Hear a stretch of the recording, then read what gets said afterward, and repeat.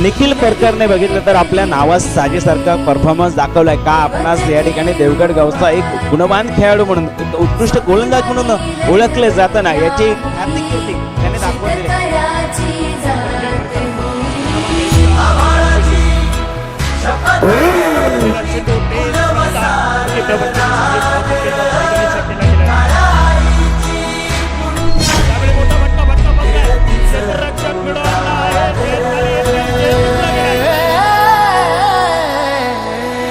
पडू दे ठिणगी लागू दे बलवा आई चरून फेड तू